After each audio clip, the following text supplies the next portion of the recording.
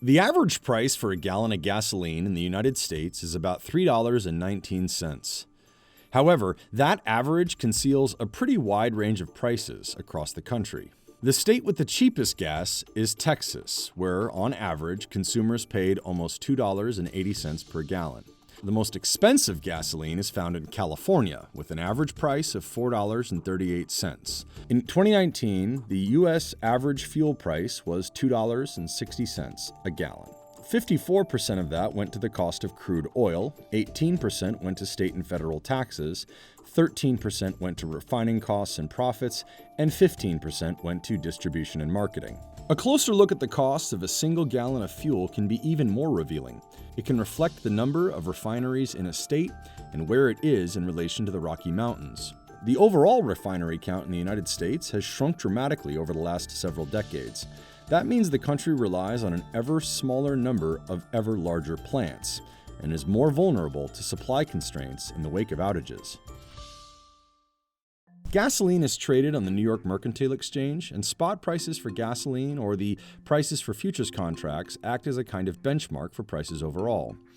But those prices can be quite different from what a consumer ends up paying at the pump. This is in part due to regional differences in gasoline availability, which is heavily dependent on how many refineries there are in a region, how productive those refineries are, and whether there is some kind of event, such as a refinery shutdown, that is constricting supply. The U.S. is split up into 5 regions called Petroleum Administration for Defense Districts, or PADs for short. They were created by executive order in 1942 and were meant for managing the distribution of the domestic petroleum supply. Their use as districts for wartime rationing ended with the end of World War II, but they continue to be used as a system for collecting data about petroleum use around the country. Pad 1 is made up of much of the East Coast. Pad 2 is most of the Midwest. Pad 3 is the Gulf Coast. Pad 4 is the Rocky Mountain region. And Pad 5 is the West Coast, which includes Hawaii and Alaska. Each region contains its own refineries, which supply most of the local gasoline under normal circumstances. Pad 1 has 7 operating refineries. Pad 2 has 24, Pad 3 has 52, Pad 4 has 15, and Pad 5 has 26. Because the Gulf Coast has by far the largest number of refineries, prices there are generally cheaper, and the region is more insulated from the effects of shocks, such as an outage at any one plant. Petroleum can also be sent from one pad or region to another via a network of pipelines. So if there is an outage in the Midwest, fuel prices are liable to spike, but supplies can be sent from the East Coast or Gulf Coast as needed. If there's a refinery outage in Chicago, the region can receive gasoline from the Gulf Coast in a matter of 3 to 5 days. The West Coast region, however, is not so lucky, primarily because it is cut off from the rest of the country by the Rocky Mountains. There is only one pipeline that goes to the West Coast region from West Texas. So if a refinery in California goes down, there is no real relief mechanism. The only real option for replenishment in the short term is shipping gasoline from Asia, often countries such as Singapore and Japan, and that can take 2 to 3 weeks. This is actually quicker and more economical than shipping gasoline from the Gulf Coast through the Panama Canal. There have been several notable outages at plants around the country in recent years that have caused price spikes. In the summer of 2021, for example, extreme heat forced refineries to constrain production in the Pacific Northwest. There can be even more extreme, unplanned outages. Hurricane Harvey in 2017 shut down a third of the country's refinery capacity. The BP refinery in Whiting, Indiana, shut down unexpectedly in August of 2015, in the middle of summer driving season, and basically, overnight gas prices shot up 50 cents to $1 per gallon. Also in 2015, an explosion at an Exxon Mobil factory in Torrance, California caused price spikes, as did a fire at a Chevron refinery in Richmond, California in 2012. Over the last several decades, the number of refineries in the U.S. has shrunk. There are 129 operating refineries in the United States as of October 2021. This is down from 141 as recently as 2017. In 1982, the first year for which records are available, there were 254 refineries.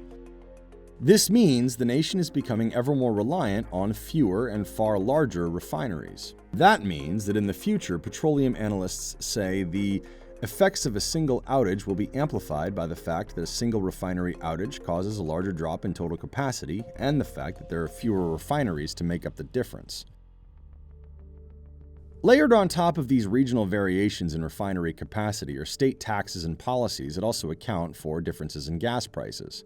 The federal gas tax has remained unchanged since 1993, and many have called for an increase in order to make repairs to highways. But 36 states have raised or reformed their gas prices since 2010. Just 10 states have gone 2 decades or more without an increase.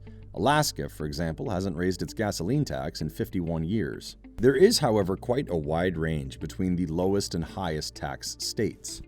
I would say the average state, there's maybe 3 different main layers that feed into prices. California is a bit of an abnormality. There's probably more like 5 or 6 layers of complexity to California's prices. Their high taxes change the price 365 days a year. But then you have some abnormalities California has on its own. It has its own requirement for gasoline in terms of the formulation. That's mandated by the California Air Resources Board. You have a carbon management program. Essentially, Californians are forced to pay for how much pollution they're emitting from their vehicles. That adds up to another 15 to 20 cents a gallon. And then you have the fact that much of California is relatively isolated from the rest of the country. California, which has the most expensive gasoline in the country, also has the highest taxes in the country, at an average of about 85 cents per gallon. The national average is closer to 50 cents a gallon. California also has a carbon management program, which adds further costs. Furthermore, California requires a unique blend of fuel, which adds an additional 10 to 15 cents in cost per gallon. When there is an outage, California supplies are difficult to replenish in part because the state's requirements are so strict. Many refineries do not have the ability to produce gasoline that meets the standards, and if they do, they still need the bandwidth.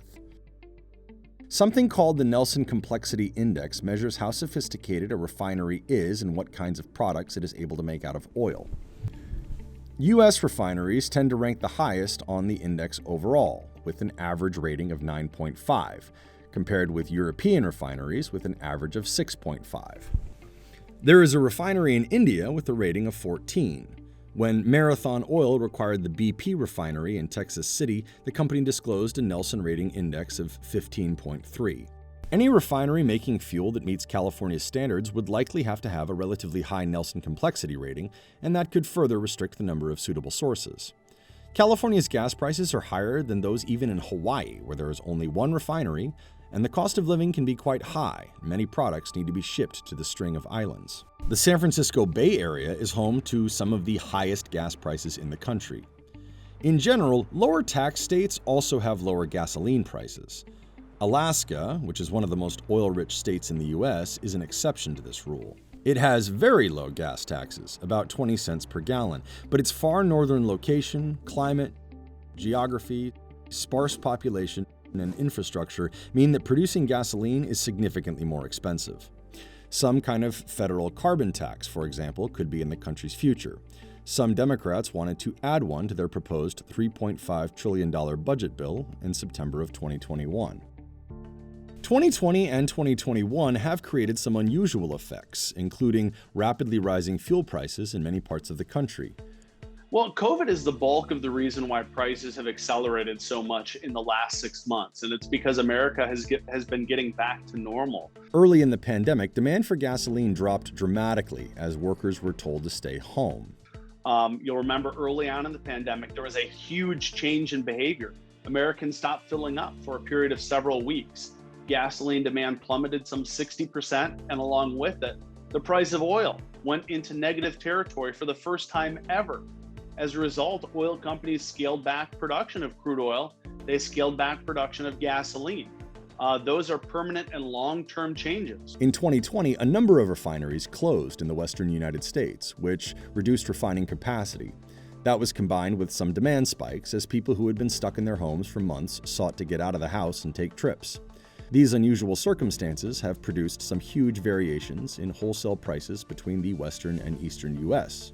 Tom Kloza is a petroleum analyst and one of the founders of Oil Price Information Service. This year it has to do with tight supplies, let's say, when you get west of the Mississippi, and abundant supplies east of the Mississippi, and differences in wholesale prices that I've never seen in 5 decades of doing this. CLOSA expected Western region prices to drop a bit as summer turned to fall, and prices in the eastern U.S. to rise with hurricane season. And now as we come into fall and we go to peak hurricane season, it's going to transfer to the Gulf Coast and to the East Coast. We have less motor fuel, gasoline, on the East Coast that meets the reformulated standards than we have in any driving season since 2012.